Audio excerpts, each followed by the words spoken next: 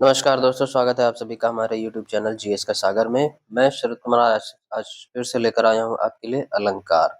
आज जो हमारा हिंदी का टॉपिक होगा वो हमारा कौन सा है? अलंकार का टॉपिक है। तो आ जाइए फिर जल्दी से शुरू करते हैं क्लास। तो सभी लोग पहले वीडियो को लाइक करें, दूसरे लोगों को शेयर कर दें और चैनल को सब्सक्राइब कर दें। ठीक है, फिर शुरू करते हैं हम अपनी आज की क्लास। तो आज की क्लास में हम अलंकार के बारे में पढ़ेंगे। बहुत सारे बच्चों का ये कंफ्यूजन रहता है कि अलंकार कैसे पहचाने। यहाँ पर हम आपको ट्रिक के माध्यम से सब कुछ समझाएंगे कि भाई क्या होती है ट्रिक, कैसे पहचानेंगे हम लोग, पेपर में कैसे क्वेश्चंस आएंगे और पेपर में आपको कैसे करना है। ठीक है, तो सभी लोग वीडियो को लाइक करें, शेयर करें और सब्सक्राइब करें और बता दें कि भाई शरद सर की क्लास जो है फिर से शुरू हो गई है। तो आ जाइए शुरू करते हैं। देखिए देखते हैं पहले अलंकार की परिभाषा। ठीक है, पहले अलंकार की परिभाषा देखेंगे कि क्या होता है अलंकार।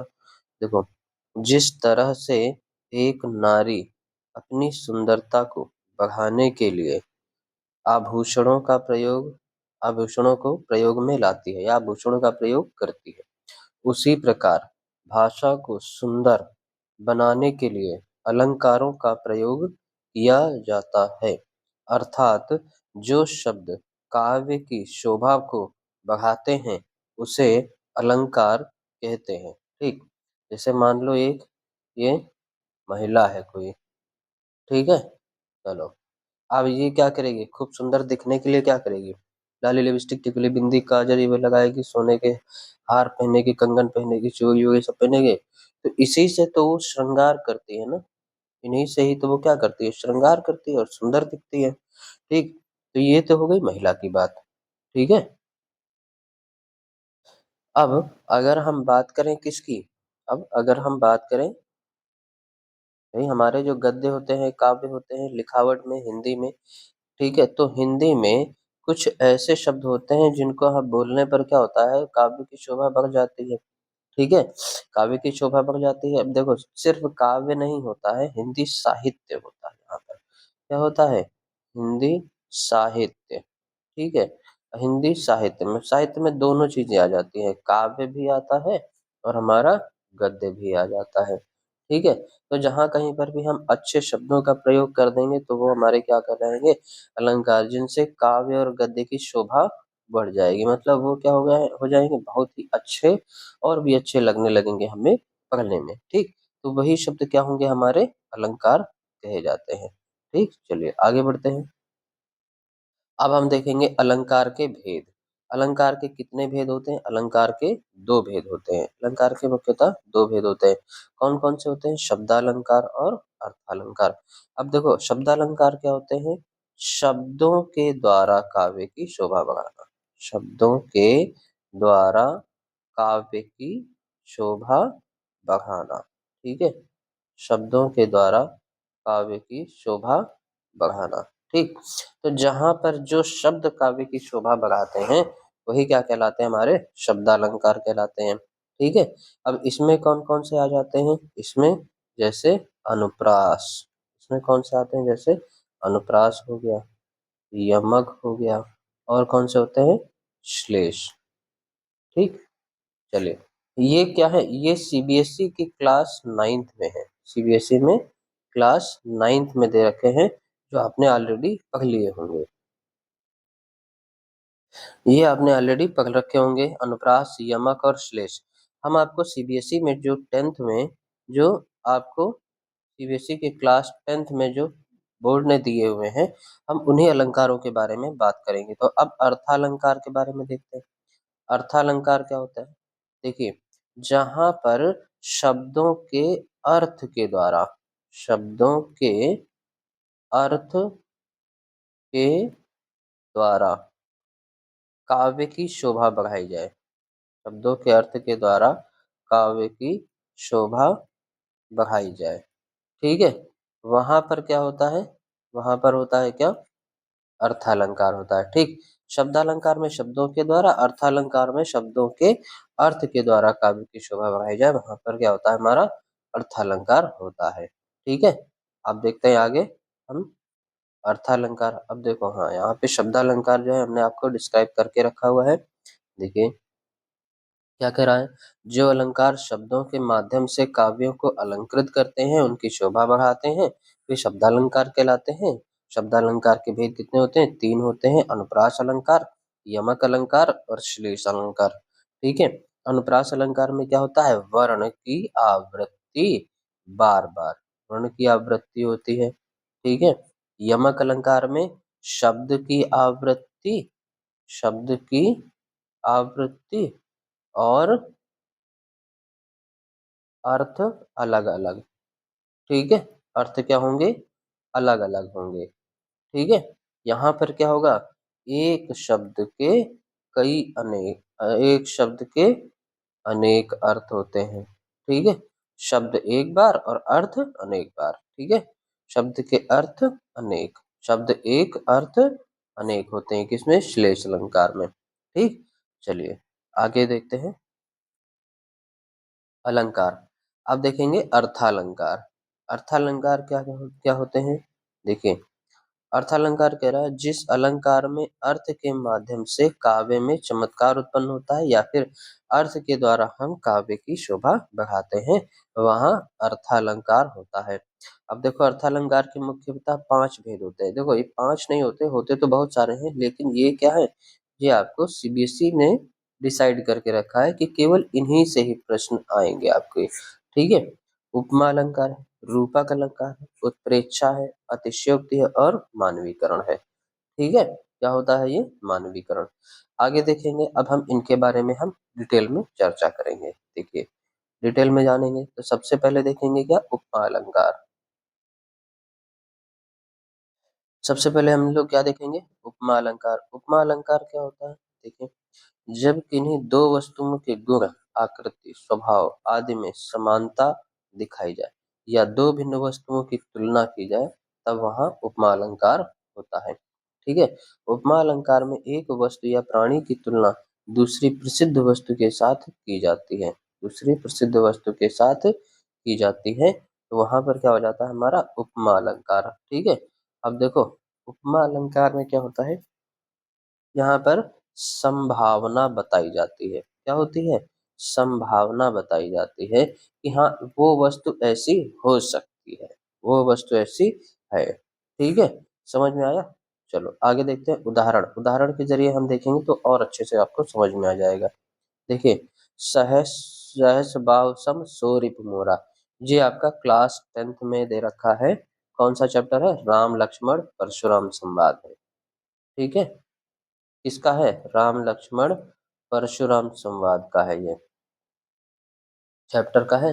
अब देखो यहाँ पर क्या शब्द आया, अब देखो पहचानने की ट्रिक, पहचानने की ट्रिक क्या होगी, जहां कहीं पर भी सा, सी, से, सम, सरिस, ठीक है, ये शब्द जहां पर कहीं पर भी दिख जाए, 1 2 3 4 5, ये शब्द अगर कहीं पर भी तुम्हें दिख जाए तो वहां पर क्या होगा, हमारा उपमा अलंकार होगा। मतलब ये क्या कहते हैं, एक वस्तु को दूसरी वस्तु के समान बताते हैं, एक वस्तु को दूसरी वस्तु के समान बताते हैं। ठीक है, वस्तु के समान बताते हैं, मतलब वो नहीं होगी वो वस्तु, उसके समान उसके जैसी होगी। ठीक है, मतलब अब देखिए परशुराम जी ये कह रहे हैं सहस्र भाव समसो रिपु मोरा, मतलब सहस्त्र भाव के समान मेरा, रिपु मतलब शत्रु, मतलब दुश्मन, शत्रु है वो मेरा।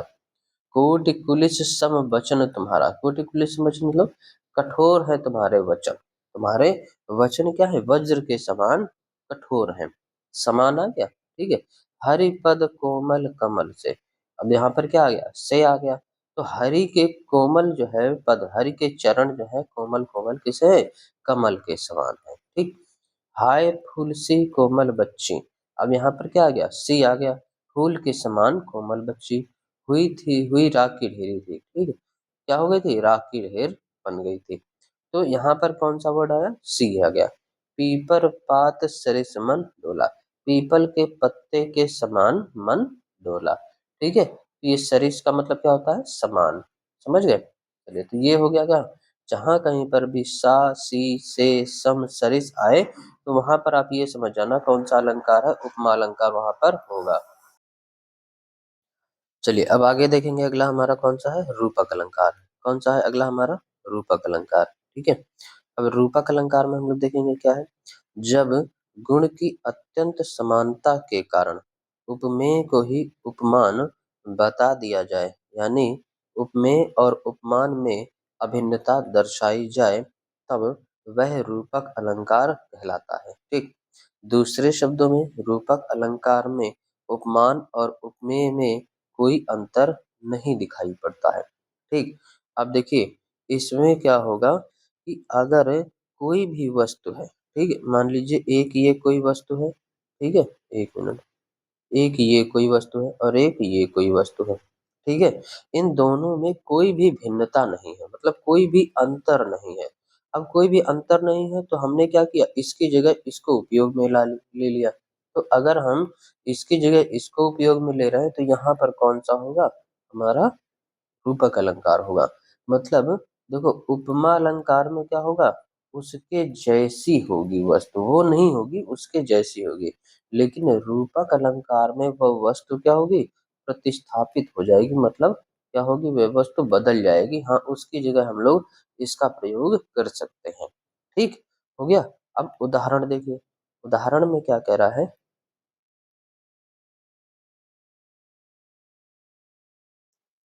उदाहरण देखिए, उदित उदयगिरि मंच पर रघुवर बाल पतंग। मतलब रघुवर को क्या बताया है, रघुवर जो है क्या बताया यहाँ पे, रघुवर यानी भगवान श्री राम का वर्णन है। किसका, भगवान श्री राम का वर्णन है ये। ये किसमें लिया है, ये है तुलसीदास जी का है। ठीक है, किसका है, तुलसीदास जी का है।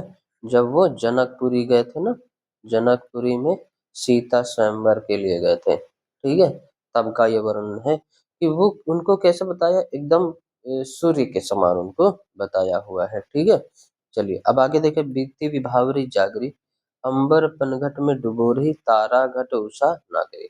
अब इसमें भी क्या है, मतलब इसमें जो है बीती विभावरी जागरी, अंबर पनघट में, अब अंबर को है किसमें डुबो रही है, तारा घट उषा नगरी, मतलब उषा की नगरी को पानी में डुबोने की बात कही जा रही है।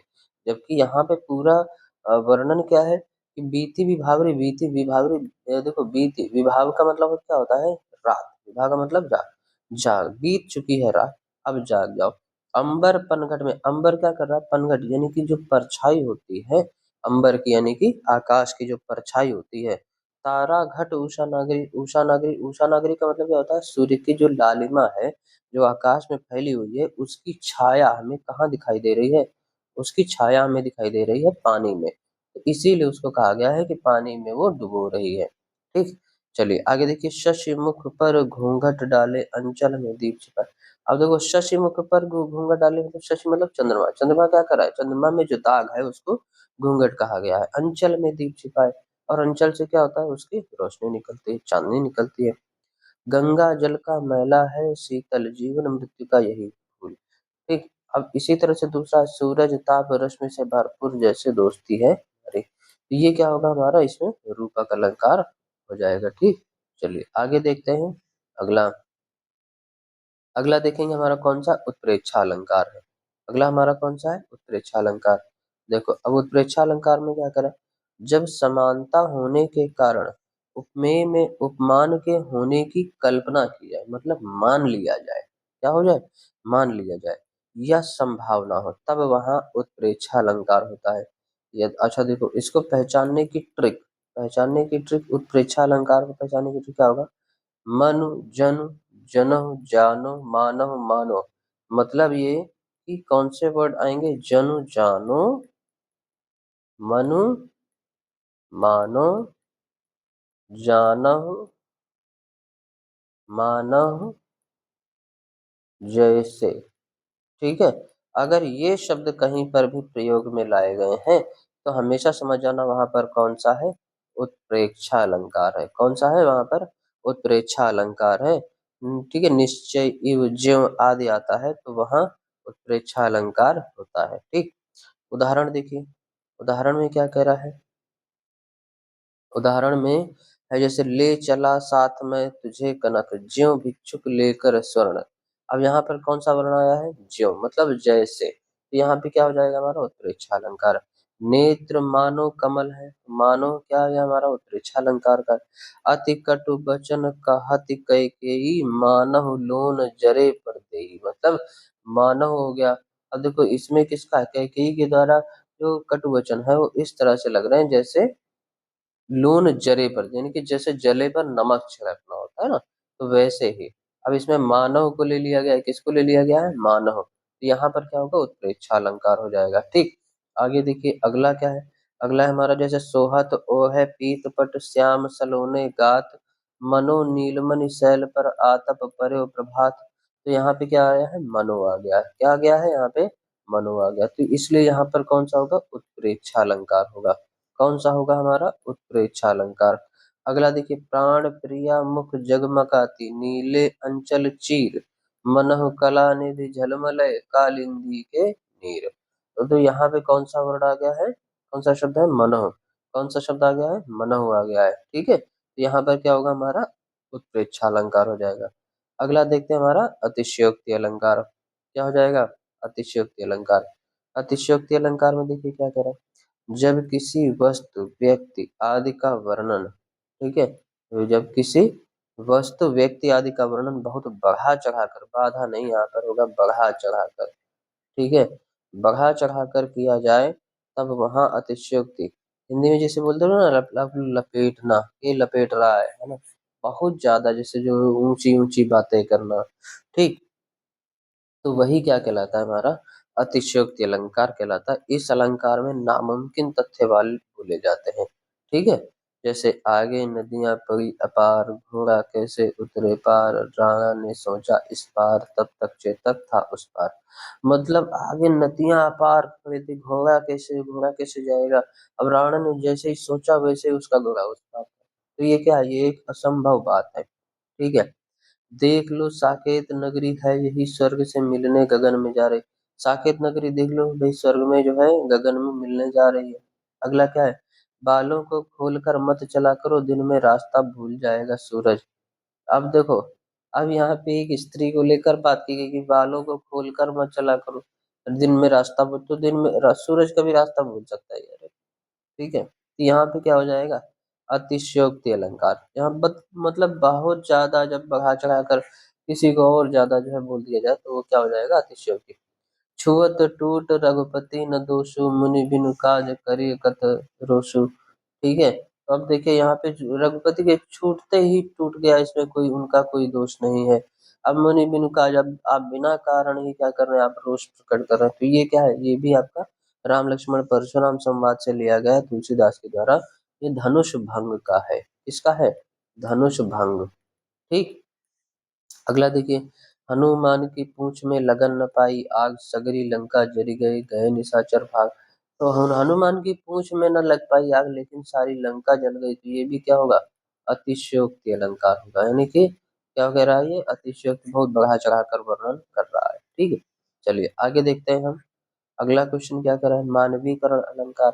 मानवीकरण अलंकार क्या है, जैसे देखो, जब प्राकृतिक वस्तुओं जैसे पेड़ पौधे बादल आदि में मानवीय भावनाओं का वर्णन हो।